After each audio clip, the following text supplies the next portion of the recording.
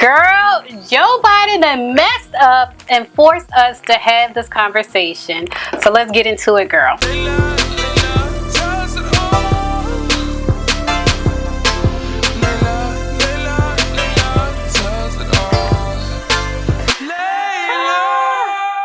So, okay, it's trending today on Twitter. All of social media is trending this interview that Charlamagne the God, aka Leonard, did with Joe Biden. And there is this joke. I'm going to call it a joke because I really feel like it was a bad joke that Joe Biden made at the end of the interview that is trending nationwide. We're going to get into the joke, but I actually want to focus on the entirety of the actual interview because there was some important stuff talked about in the interview. And if we let this joke take the headline, then we're really missing out on conversations that we need to have as a community. I'm glad to hear you say that. I don't know if you saw a couple weeks ago, Sean Combs, you might know him as Diddy. Yeah. He said what I believe a lot of black voters, including myself, feel, and that's that Democrats take black voters for granted. Votes are quid pro quo, right? It's not like I don't want to vote. I just want to know what candidates will do for us in exchange for our votes. The same way young progressive Latinos, the LGBT community, absolutely, we want the same thing. Do you feel like black people are owed that from the Democratic Party? Absolutely, Bob. What did I say? Remember when they said Biden can't win the primaries? Yes. I kicked everybody's ass. Excuse me. No, talk like that. I need you to say that. You did what? No, I won overwhelmingly. I told you when I got to South Carolina, I won every single county. I won a larger share of the black vote than anybody has, including Barack. I increased the vote in Virginia overwhelmingly by 70%. Look, what people don't know about me is I come from a state that's the 8th largest black population in America. The 8th largest. I get 96% of that vote for the last 40 years. They're the folks, as they say it my way, brung me to the dance. That's how I get elected every single time. And everybody's shocked. I get overwhelming support from the black leadership, young and old. Every poll shows me way ahead. And it's not just, I hear this, oh yeah, old blacks are with Biden, but youngs aren't. Look at the polling data. Polling data, let's say it's off by half. Come on, man. Give me a little break here. This is where I come from.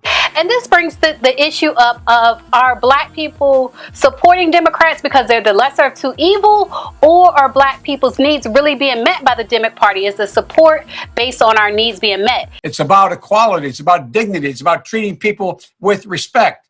And so, when you take a look at my record, people talk about the crime bill. Crime bill didn't increase mass incarceration. Other things increased mass incarceration.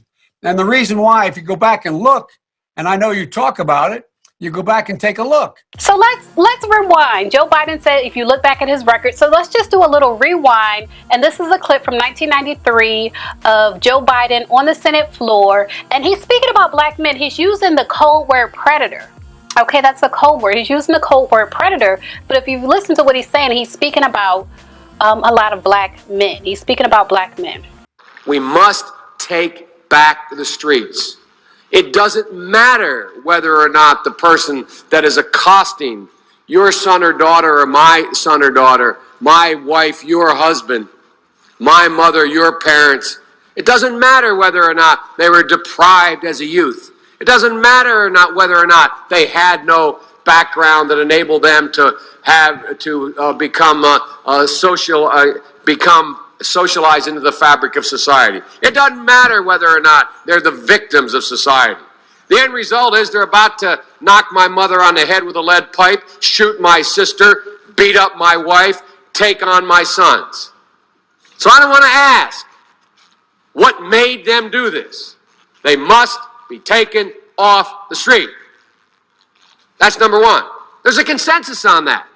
Unless we do something about that cadre of young people, tens of thousands of them, born out of wedlock, without parents, without supervision, without any structure, without any conscience developing, because they literally, I yield myself 3 more minutes, because they literally have not been socialized. They literally have not had an opportunity We should focus on them now. If we don't, they will, or a portion of them will, become the predators 15 years from now. And Madam President, we have predators on our streets that society has, in fact, in part because of its neglect, created. Again, it does not mean because we created them that we somehow forgive them or do not take them out of society to protect my family and yours from them. They are beyond the pale, many of those people. Beyond the pale. And it's a sad commentary on society. We have no choice but to take them out of society. And the truth is, we don't very well know how to rehabilitate them at that point. That's the sad truth.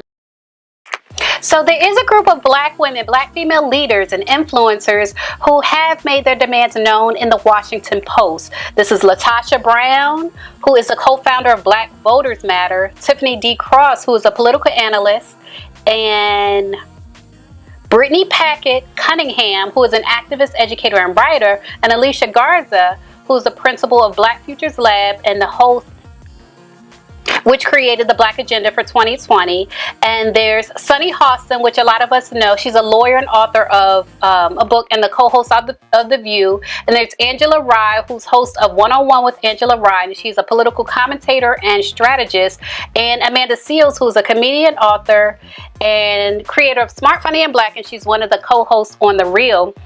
They're requesting and demanding that the vice presidential candidate be a black woman.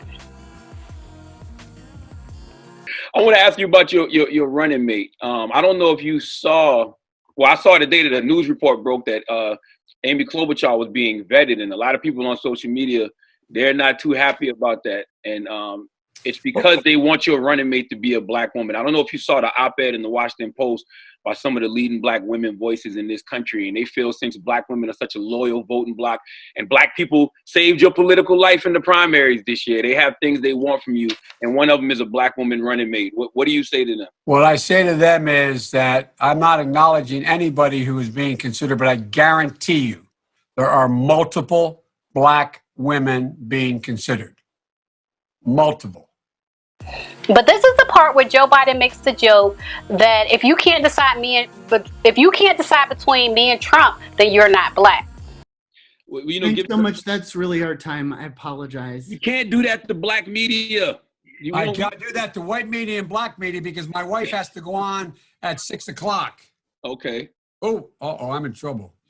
Listen, you got to come see us when you come to New York, VP Biden. I will. It's a long way until November. We got more questions.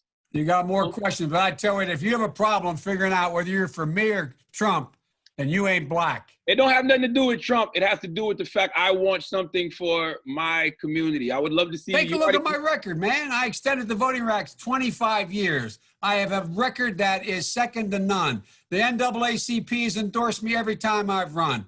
I mean, come on. Take a look at the record.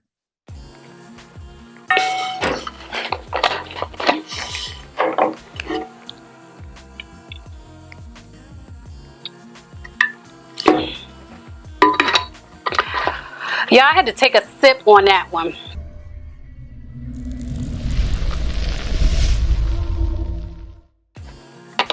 And this is what I'm talking about when I say it's not about a decision between Joe Biden and Trump. It's not about comparing the two and making a decision like we've experienced Trump and his policies. It's about saying these are our demands. This is a long-term strategy for the black community to show Democrats that our vote shouldn't be taken for granted, that our vote has value. It's a long-term strategy to say, if you want our vote, these are our demands. And this is how politics work. This is how lobbying works. This is how this whole thing works. If you want our votes, these are our demands. But for some reason, Joe Biden decides to throw in this distasteful joke that if you don't know whether you should vote for me or Trump, you ain't black. All right, you guys, so let's get into the conversation.